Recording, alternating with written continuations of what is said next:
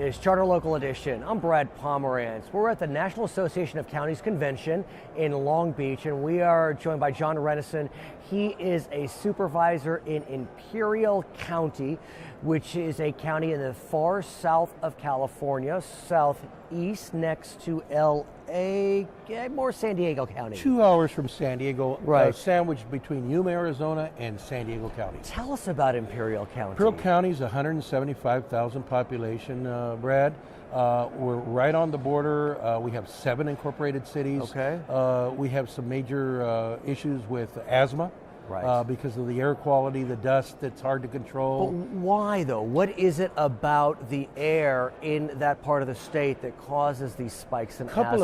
Couple of things. You have uncontrollable, what they call exceptional events of wind, which you cannot do anything about. That, causes this dust. You also have an issue with the border crossing because sometimes people wait 1 to 2 to 3 hours to cross the border in a vehicle. Think about that, cars that are idling. And so we have in Calexico a special monitor that says our air quality there usually is the worst in the county when it's bad. So the federal government has finally listened to us, we think. They've allocated $98 million for the new port of entry, which will be opened in 2018, phase 1. We're still lacking some money for phase 2, but this will help. But that's one of our biggest problems, idling cars, the wind events. Those are the type of issues that are really plaguing us at this point. Can we talk about the border? Sure. Because, look, it's undeniable that the question of entry into the state from our southern border is a hot topic. It is. Donald Trump, the Republican nominee, is pushing for what's known as a border wall. Yes. And so since you not only represent a border county, but live, I understand, 10 blocks from the border, I really want you to give us a sense of what is it like day in and day out to live so close to an international border. I wish that people in the East or the Midwest that don't understand the border were able to come down. It's a dynamic that's hard to explain. In my case, I go to Mexico 5, 6, 7 times a week. There's a special lane called Sentry you apply for. It's a high security deal, less traffic, that type of deal. But the international experience is being able to visit over there for cultural reasons, economic reasons. Why do you travel so much into Mexico? Meetings with our counterparts in Mexico. Right. Mexicali. Absolutely. Government officials, the state level, because that's where the state of Baja California's capital is, right there. And so we have municipal issues. So we're able to meet with them on a moment's notice. Customs, for instance, U.S. Customs, Mexican Customs, we get together with both of them, and we try to coordinate and let them know what our issues are. Are Mexicans coming into Imperial County to work? How does that work? You have what they call resident aliens. Okay. And they are able to work in the United States and live in Mexico or live in the United States with a special permit.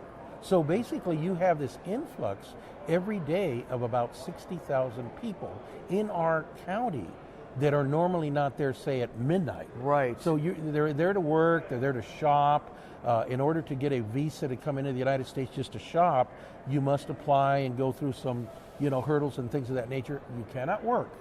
You cannot work in the United States. You can shop, you can visit, 72 hours, that type of thing.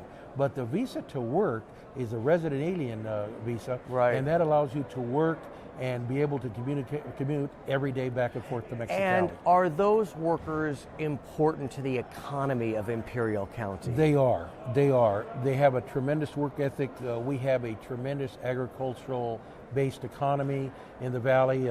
Winter lettuce, green onions, carrots, things of that nature. The old story goes, if you're in New York having a salad in January, it probably came from Imperial Valley, because that's the winter capital of vegetables during the year. And so that's one of our claims to fame, the fact that we're a big agricultural producing area. So for those that are fearful of an open border like you described, what would you say to them? I would say that things have been overblown. They really have. a lot of people just rely on the media sometimes for these details. You're going to hear about the bad, you're not going to hear about the good. We have a tremendous amount of legal immigration on the border, okay? And so we have to recognize how these people actually contribute to our economy. That's the real story, Brad. If all of a sudden a wall was put up and those folks could not come in to work, what would happen to Imperial County? Legal immigrants would still be allowed to come in, obviously, we hope. Okay. You know, and this is a concern. Right. This is a concern, but legal immigrants would obviously be able to come in. Your illegal immigrants who are looking for a better life from southern Mexico or from other Latin American countries, that would probably be the problem. But what about itinerant workers, migrant workers?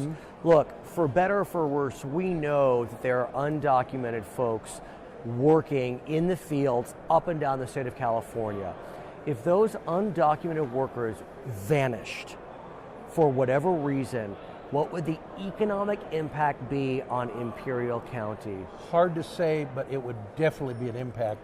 There's many farmers, because of the lack of farm labor, have gone into Mexico to farm in the interior of Mexico because they just can't get enough workers to harvest their crops. Are there enough American workers to service the needs of agriculture in Imperial County? Absolutely not. Absolutely not. So given that fact, as you describe it, what do you think we need to do when we look at the question of immigration policy? The two parties must get together, they must dialogue, they've got to come up with an immigration policy. Not everybody's going to be a winner in this, but at least you've got something going on. Is there a path to citizenship? That's kind of a sore subject. Do they not get a path to citizenship? Do they get a social security card? What about something as, you know, there are Democrats and Republicans that believe that there should be some type of work visa for these migrant workers so that they come out of the shadows. Are you in support of something like that? Forget the whole path to citizenship, but those that come back and forth from Mexico to California. I would be very supportive. Back in the 50s, you had a program, which is kind of a bad word now, the Bracero program, where they would come for 5 months, 6 months, return to Mexico, come back again. It worked fine. We need something similar to that, to where these, like you say, itinerant workers, these temporary workers can come in 3 or 4 months, then return, and we'll have a natural legal flow, which we wouldn't have these issues we're talking about. I want to talk about water, because another big issue. But what's interesting is that the Imperial Valley, because of certain legal rights, has a lot of water. 3.1 million acre feet. Exactly, from the Colorado River, dating back to the 20s and 30s. The Imperial Valley gets more water than some states. That's right.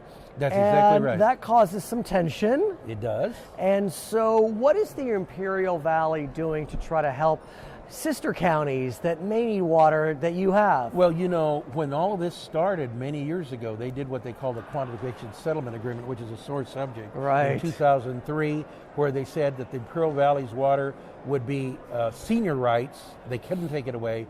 But in order to kind of balance things out, we had to come together with a transfer agreement to transfer some water to San Diego and some to Los Angeles. So that's kind of where it's at right now. But believe me, the water wars are not over. Oh, clearly not. I mean, people are always looking for ways to say Imperial Valley does not use water adequately. They're wasting water. But you know, the Imperial Irrigation District, which is another body that represents the same constituency as we do, as Board of Supervisors, they've done a pretty good job in trying to protect our rights.